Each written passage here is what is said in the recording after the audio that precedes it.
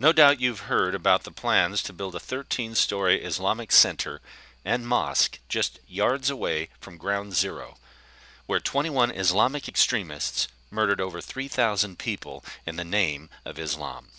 There are currently 1.1 billion Muslims in the world who have embraced a religion that endeavors to return the world to 7th century Arabia.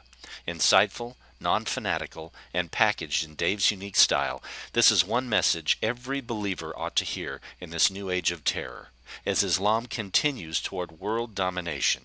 Now to a sample of Dave's message entitled, Islam in Your Face.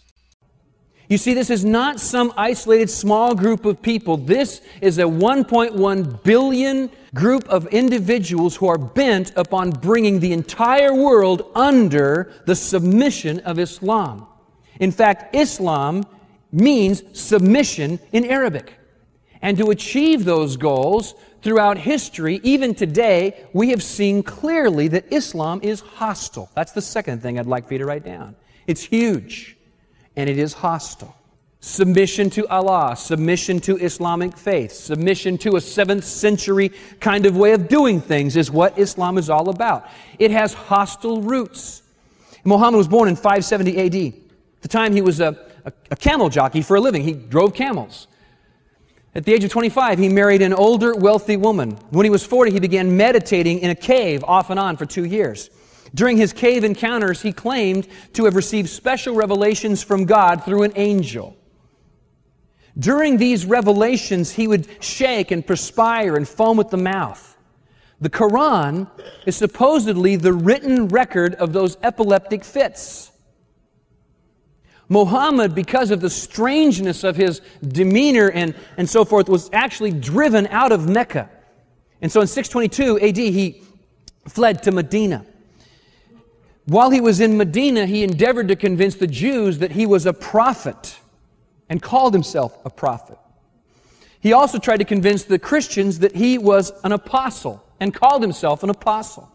Ultimately, both groups rejected him, which began the sense of hatred that he had for both Christians and Israelis, or Jews.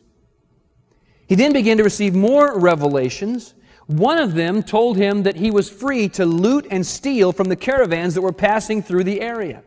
And so according to the Quran, as well as history, during the next several years, he conducted raids on 66 caravans, engaged in battles, and killed tens of thousands of people. We hope you've enjoyed this message.